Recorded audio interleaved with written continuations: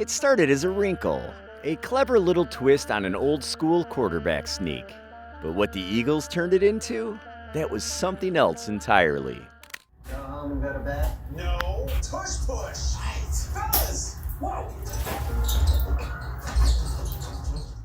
A battering ram, a cheat code, a play so effective, so unstoppable that it forced the entire NFL to ask, is this still football? A little thing called the Tush push, which is a highly endangered species here in New York City. It's a pure adrenaline play. It's just, Bro, how would you stop the push? With a cannon.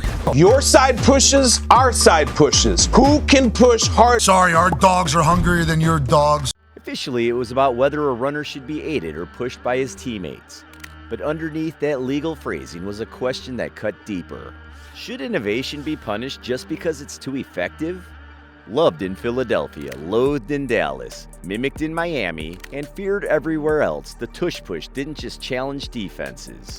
It changed the very identity of the sport. Because this wasn't just about a play, it was about power, about tradition, about how far a team should be allowed to go in pursuit of victory. But to understand why this single play has sparked so much controversy, why it's inspired rule changes, media firestorms, and full-blown existential debates, we need to rewind. Before the ban was even on the table, we need to understand what the tush push is, and how it's becoming the most feared and hated play in football. The tush push is a short yardage quarterback sneak, mostly famous perfected by the Philadelphia Eagles. But its origins trace back to Indianapolis in 2019. Then Colts offensive coordinator Nick Sirianni deployed Jacoby Brissett, a 6'4", 235-pound quarterback, for short yardage QB sneaks that involved teammates giving him an extra push from behind. It was subtle, but the seed had been planted. Years later, Sirianni took the idea to Philadelphia, where he had a rare weapon in Jalen Hurts, a quarterback who squats over 600 pounds. With arguably the best offensive line in football and an aggressive mindset, Sirianni turned that quiet wrinkle into a signature weapon. We saw it work with Jacoby in Indy, Sirianni recalled in a 2023 interview. When you've got the right pieces, it's almost unstoppable. But Sirianni didn't stop there. Once in Philly, he looked for ways to enhance the play further. That's when the Eagles brought in Alex Corbisiero, a former New England National Rugby player turned coach, to consult with the team on leveraging rugby-style techniques. Corbisiero, who had competed at the highest levels of international rugby, worked with the Eagles to perfect low-pad level leverage, leg drive, and synchronized pushing mechanics. His expertise helped transform a gimmick into a near-automatic machine. In rugby, you're taught to move the pile with precision, Corbisiero said in a 2024 interview. We just applied that to the NFL, and it worked. The play is simple, brutal, and efficient. Hurts lines up under center with tight ends or running backs behind him. At the snap, the line crashes forward, and his teammates literally push him from behind to pick up short yardage. First down, touchdown, repeat. In the 2025 NFC Championship game against Washington, the Eagles converted all 6 of their tush push attempts, including 3 on crucial third downs and 1 on 4th and goal. That kind of consistency in a win-or-go-home scenario only amplified the frustration of opposing teams and fans alike.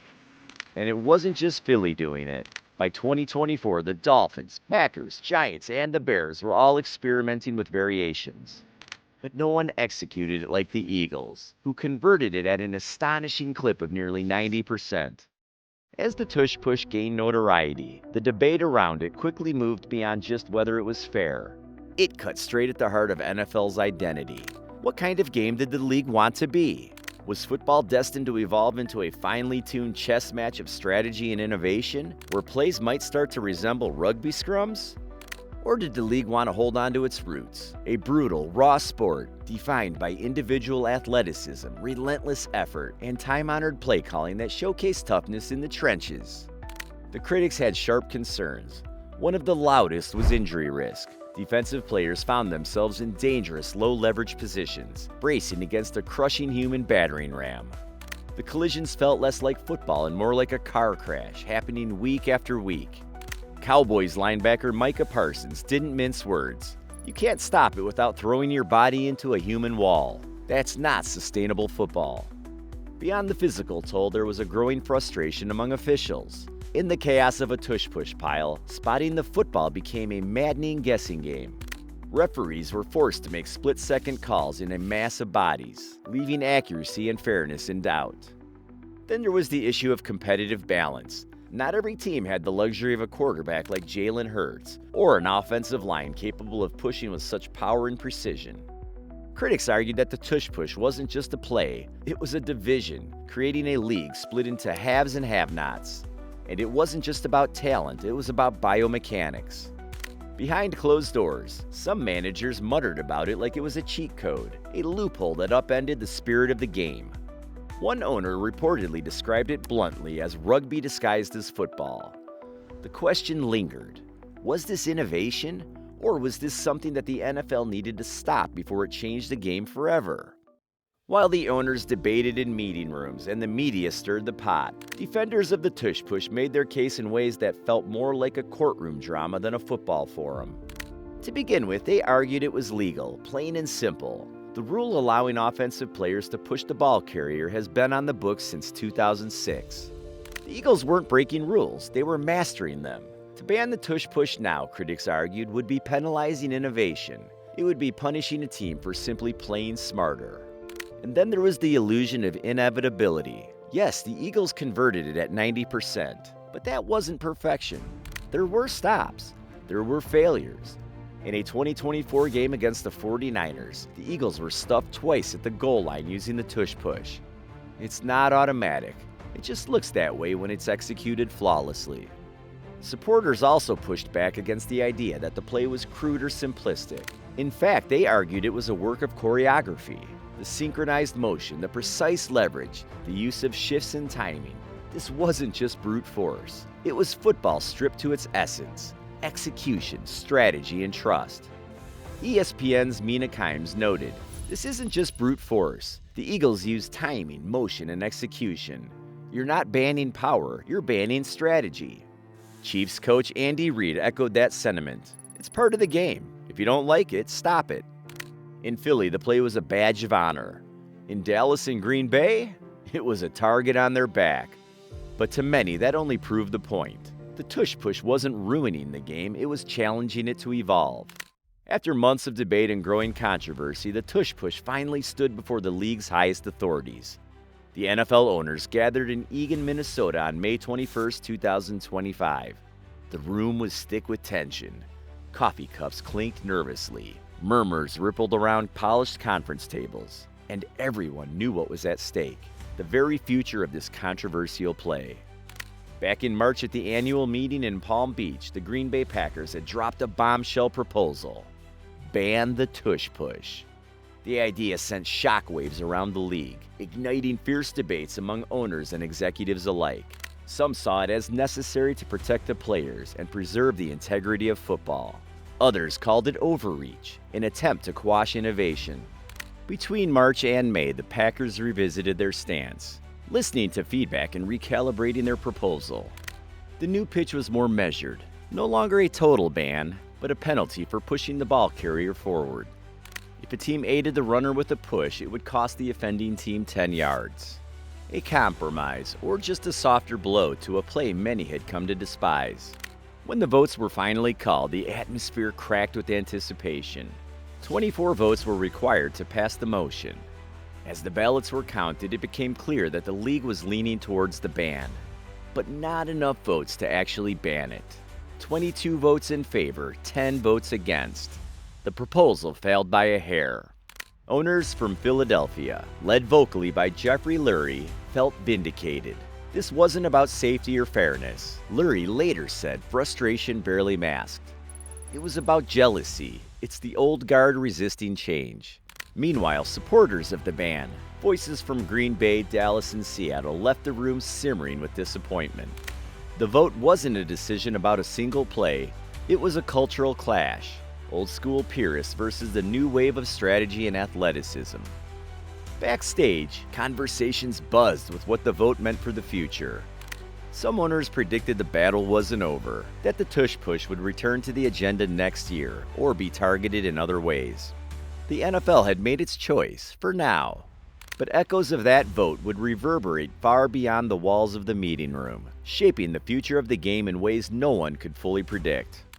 The internet exploded. One viral tweet read, "The NFL tried to ban physics. It failed." In Philadelphia, the news was celebrated like a championship win, with fans flooding social media with praise and memes. Meanwhile, Dallas sports bars buzzed with frustration and disbelief as Cowboys fans lamented a missed chance to level the playing field. ESPN's Dan Orlovsky called it a win for offense, creativity, and the evolution of the game. Across talk shows, former Giants coach Tom Coughlin slammed the decision, telling a New York radio program it's a disgrace, this isn't football. Sports radio callers debated fiercely for hours. Reddit threads overflowed with passionate arguments, dissecting not only the ethics of the play but what it meant for the future of football. Even celebrities weighed in, with actors and Eagles fan Mark Wahlberg tweeting, "Hurts and the boys just changed the game again. Let them play." The divide wasn't just strategic, it was generational, cultural, and deeply personal. With the vote failing to ban the tush push, the league has essentially opened the door to what can become a new era of football innovation and controversy.